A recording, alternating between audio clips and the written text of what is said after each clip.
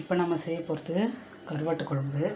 அதுக்கு ஃபஸ்ட்டு ஒரு பெரிய வெங்காயத்தையும் எடுத்து தோல் சீவி கழுவிட்டு மிக்சியில் போட்டு அரைச்சிக்கலாம்.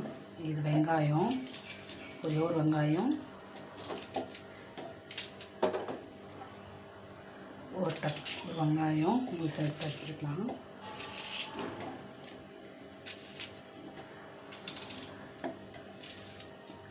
உருளைக்கிழங்கு போட்டு உருளைக்கிழங்கு கருவாடு போட்டு கருவாட்டு குழம்பு, ஒரே ஒரு தக்காளி, மிக்சியில் போட்டு அரைச்சி எடுத்துக்கலாம்.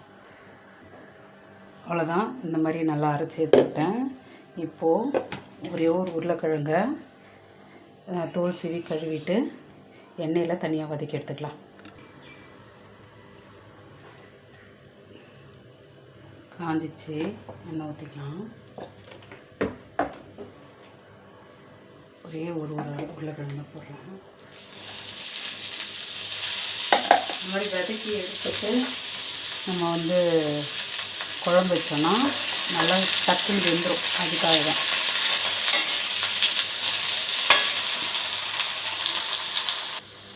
நல்லா விதங்கிடுச்சு. எடுத்து ஓரமாக வச்சுட்டு வேறு பாத்திரம் வச்சுக்கலாம்.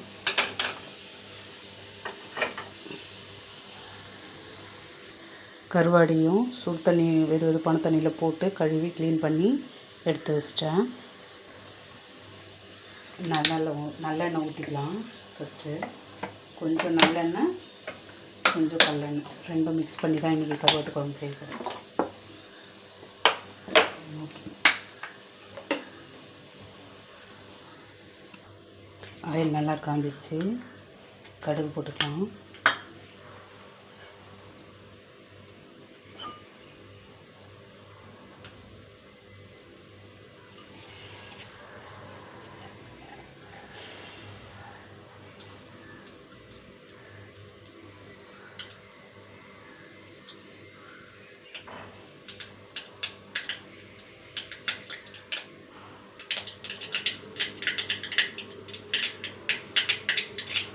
கடுகு பொரிஞ்சதும் பூண்டு எடுத்து வச்சுருக்கேன். பூண்டு போட்டுக்கலாம்.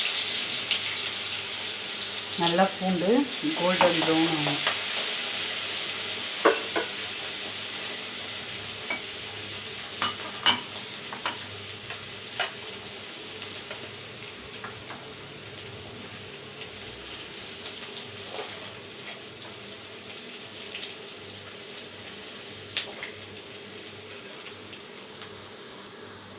இப்போது வெங்காயம் போட்டுக்கலாம்.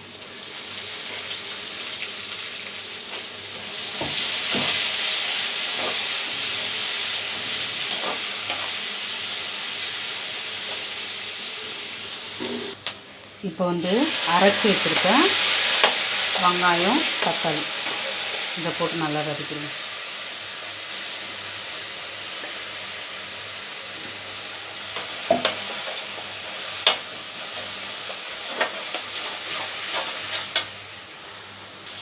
நல்லா வதங்கிச்சு. இப்போ தக்காளி போட்டுக்கலாம். தக்காளி நல்லா வதங்கணும்.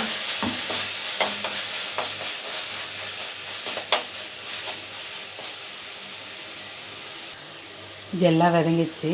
இப்போ வதக்கி வச்சுருக்க உருளைக்கிழங்கு எடுத்து போட்டுக்கலாம்.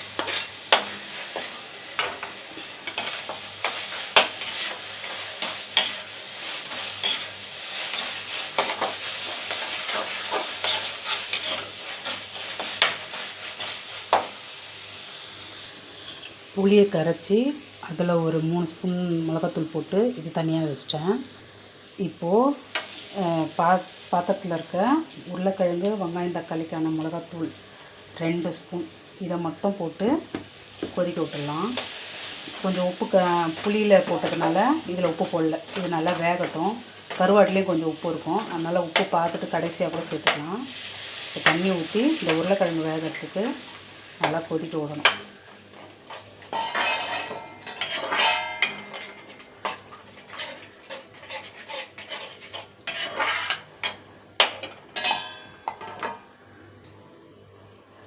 தட்டு போட்டு மூடிடலாம். நல்லா கொதிக்கிட்டோம். கொதிச்சதுக்கப்புறம் இந்த உப்பு புளி மிளகாத்தூள் போட்டு கரைச்சி வச்சுருக்கேன். இந்த தண்ணி எடுத்து ஊற்றி கொதிக்க வச்சு கருவாடை போட்டு எடுக்க வேண்டியது தான். இப்போ காய் வெந்துடுச்சான்னு பார்க்கலாம். காய் வெந்துடுச்சு. இப்போ நம்ம புளி மிளகாத்தூள் உப்பு போட்டு கரைச்சி வச்சுருக்கேன்.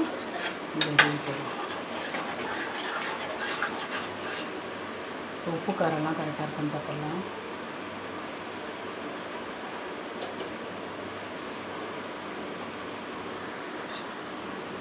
எல்லாம் கரெக்டாக இருக்குது.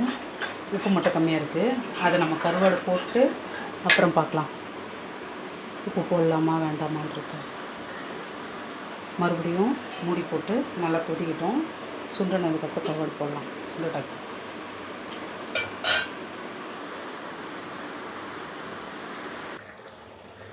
நல்லா திக்காயிடுச்சு.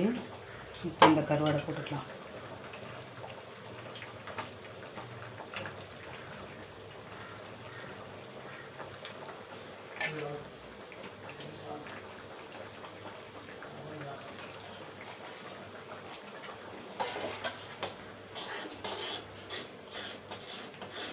கருவாடு போட்டு நல்லா கொதிக்கிட்டோம்.